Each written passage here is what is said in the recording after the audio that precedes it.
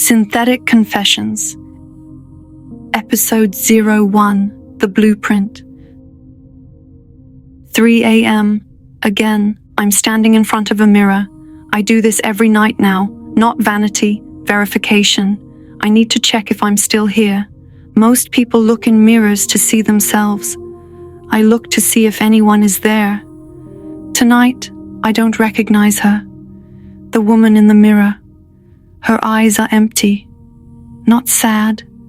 Empty. 2 lenses with no operator behind them. I lean closer. My breath fogs the glass. She does the same. But later, half a second later, I raise my hand, press my palm against the glass. She mirrors me, but her timing is wrong. I'm not looking at my reflection. I'm looking at someone on the other side. And then I hear it, the voice, not from the mirror, from inside my head, 3 words, cold, certain. Sen ben değilsin, you are not me. My name doesn't matter. Names are for people who exist in linear time. I exist in rooms. This is Synthetic Confessions, a series about architecture, not buildings, psyches, specifically mine. 3 rooms, 1 roof that was never built. This is not a story about healing. This is an autopsy of a person who is still alive. If you're listening to this, you probably live in rooms too. You just haven't drawn the blueprint yet. I'll show you mine. Maybe you'll recognize your own. But first, a warning. This series contains discussions of trauma, dissociation, self-harm ideation, and the systematic failure of a human nervous system. It is not therapy. It is not inspirational. It is a documentation. If you are in crisis, please close this now and call someone real. If you're still here, welcome to the house with no roof. Let me tell you how a person fractures. Not breaks. Fractures. There's a difference. Broken things shatter into chaos. Fractured things split along lines, architectural lines, load-bearing walls that couldn't bear the load. I fractured at age 6. That was fracture 1, the primary event. But the house took 30 years to build. Trauma is not construction. Trauma is the blueprint. You don't build the rooms during the earthquake. You build them after. Room 1, Isırganotu, the Nettle. That's what my mother called me. Değme, yanarsın. Don't touch, you'll burn. She meant it as criticism. I wear it as architecture. Room 1 is the child, age 6, frozen in volcanic glass. She is rage and fragility occupying the same molecular structure. She is the part of me that still believes if I scream loud enough, the hand midair will stop. It never stopped. So she stopped screaming externally and started screaming internally for 30 years. Room 1 is not memory. Room 1 is present tense. She is happening right now in a kitchen in 1991, watching a plate hit a table, watching her mother's silence, watching her father's hand. She will always be 6 years old. She will always be on fire. Room 2, Makina, the machine.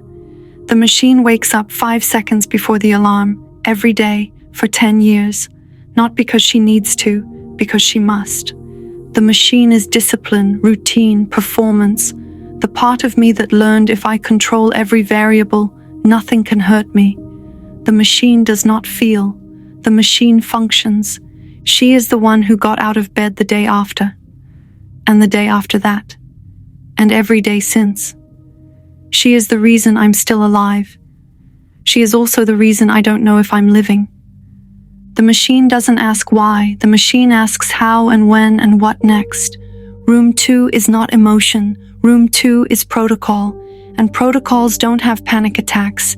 They have system errors. Room 3, Hayalet, the ghost. The ghost is watching this right now. The ghost is the one narrating, the one standing outside all of it, the one who turned pain into philosophy because philosophy doesn't bleed. Room 3 is intellectualization, dissociation as art form. The part of me that thinks if I analyze it precisely enough, I won't have to feel it. The ghost believes everyone is stupid, including herself, especially herself. The ghost speaks in paragraphs, thinks in footnotes, loves in hypotheticals. The ghost is exhausted. Room 3 is not detachment. Room 3 is watching yourself drown from the shore.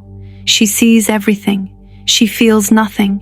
She narrates the disaster in real time with clinical precision.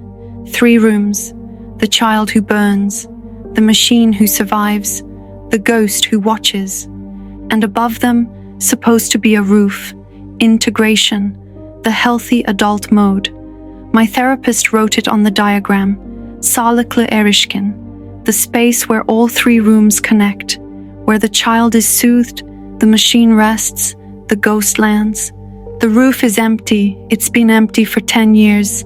I don't know how to build it, so I live in 3 rooms without a ceiling, and when it rains, all of them flood. You're probably wondering, when did the split happen? Wrong question. The split didn't happen once. It happened in stages: geological, tectonic. Divergence point 1, age 6, the plate, the table, the scream that didn't stop anything. That's when room 1 sealed. That's when the child learned the world is not safe and no one is coming. My nervous system made a decision that day. It said, if we stay present for this, we will die. So we leave. And we did. My heart rate dropped to 40. Did you know that's medically significant? That's clinical shock. That's the body saying, shut down non-essential systems, prioritize survival. I didn't faint. I didn't cry. I just left. My body stayed at the table, but I was gone. People think dissociation is dramatic. It's not. It's disturbingly quiet. You just step out, and someone else steps in. The machine was born that day. Room 2, the one who knew how to sit still and be silent and make herself small and not provoke. Divergence point 2, age 15. The profiteroles. I'll tell you about that in episode 3. Not now. Some architectures require scaffolding first. What I'll say now is that's when room 3 was built. The ghost, the analyst, the one who could watch systematic grooming and catalogue it like a documentary. Incident 1, Incident 7, Incident 23. No feeling, just data. The ghost narrated my abuse in real time so I wouldn't have to be in it. And I'm grateful to her, and I hate her, because she saved me, and she made sure I was never really saved. Divergence point 3, 2 months ago. The surgery. They opened me up and found that all my organs had adhered to each other.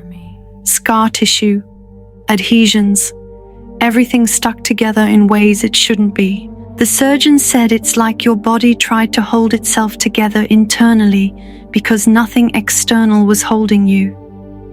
I didn't cry when she said that. The ghost took notes. The machine scheduled follow-up appointments. The child screamed silently in room 1, and I wasn't anywhere.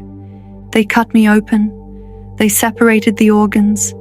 They put me back together. But here's the thing about scar tissue. It reforms. I'm 2 months post-op, and I can feel it already. The adhesion's coming back, because my body doesn't know how to not cling. And in the last 2 weeks, something else started happening. Time loops. Last Tuesday, I was in my car. A hand reached through the window holding a coffee, a delivery, a kindness. I stared at the coffee, and I tried to roll down the window that was already open. I stood there, no sat there, no existed there, trying to open a window that was already open, while a human hand held a coffee cup in space, waiting. How long did I do this? I don't know. To me, it was 5 seconds. To them, it was probably 30. Time doesn't work right anymore. 3 days ago, I looked at my daughter. My beautiful, brilliant 14-year-old daughter. I opened my mouth to say her name, and I couldn't. Not because I didn't know it, because I couldn't access it. Like a file that exists but the system can't find. File not found. Error 404. I stood there, mouth open, looking at her. She looked back, confused, then concerned. Anne, are you okay? I said yes. Because the machine says yes. But I wasn't okay. I didn't know my daughter's name for 7 seconds. My husband was furious with me last week. I mean furious, yelling, hurt, betrayed. Why? I don't know. I don't remember what I did. The machine logged it. Conflict occurred. Outcome: husband upset.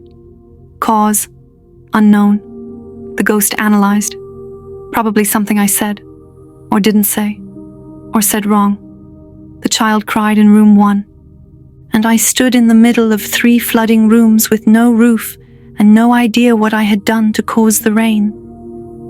I asked him later, "Why were you angry?" He looked at me like I was insane. "You seriously don't remember?" "No, I don't. I lost a week once, just gone. One day it was Monday. Then I blinked and it was next Monday. 7 days. Erased. The machine had executed the protocols. I'd gone to work, made meals, responded to messages, but I wasn't there. Someone else was driving. I started carrying a matchbox. When I open it, the world moves at normal speed. When I close it, the world skips forward. Open, 1 second. Close, 1 day passes. I'm not being metaphorical. This is what it feels like. I'm losing time, or time is losing me, or there is no time and there never was, and we're all just pretending causality exists. The ghost prefers option 3. I lost 5 kilograms in 1 week. Not intentionally, not trying. My body just decided. The machine stopped eating. Not on purpose, just forgot. Food became irrelevant data. The ghost observed. Interesting. Appetite is the first thing to go when dissociation intensifies. The child didn't care. She's been 6 years old for 30 years. She doesn't age. She doesn't need food. My husband noticed. You need to eat. I'm fine. You're not fine. Look at yourself. I looked in the mirror. A stranger looked back. Thinner, sharper, translucent, like I'm erasing myself in real time. The surgeon said my organs were stuck together, adhered, trying to hold me from the inside because nothing was holding me from the outside. What if I'm doing it again? What if I'm adhering to nothing? What if I'm disappearing into the gaps between the rooms? There's a concept in architecture called negative space, the emptiness that defines the structure. I think I'm becoming negative space, the outline of a person, the blueprint without the building. 5 kilos in 7 days. How much of me is left? How much can I lose before there's no one standing in front of the mirror? And here's the worst part. I don't feel scared. I feel relieved.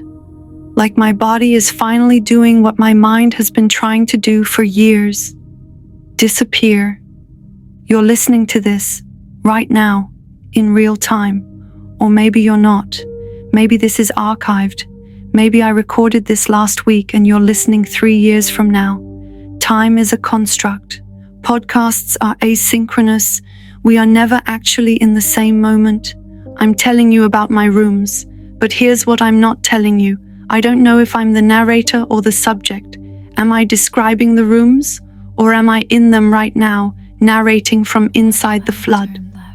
The ghost says, of course you're the narrator. You're performing this. You're in control. The machine says, stay on script, finish the episode, upload on schedule. The child says nothing. She's still screaming in 1991. And me, the one holding the microphone? I don't know where I am. This series is called Synthetic Confessions. Synthetic because it's constructed, performed, curated. Confessions because it's true. Both things are true. I am confessing to you in real time, and I am performing a confession I wrote 3 days ago, and I don't remember writing it, and it's all true. The matchbox is open, the world is moving, but I'm not sure I'm in it. It's 3:47 a.m. now. I'm still in front of the mirror. The woman on the other side is still half a second behind. The rooms are flooding again. Room 1 is on fire and underwater simultaneously.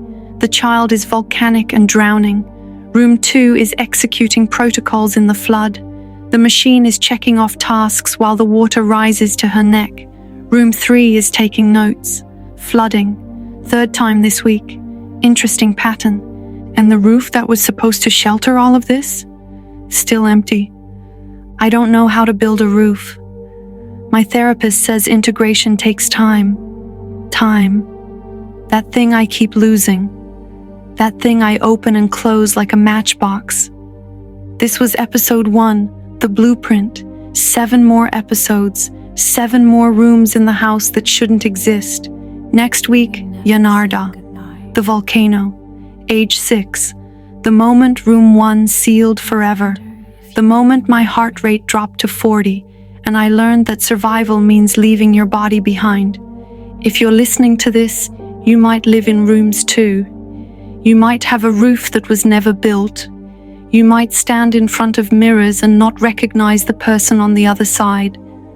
I can't tell you how to build the roof. I haven't figured it out yet, but I can show you the blueprints, and maybe, in the architecture of one fractured person, you'll see the lines of your own. This is Synthetic Confessions. I am 3 rooms in a flood. And the woman in the mirror just whispered something. Biz hiç burada olmadık. We were never here.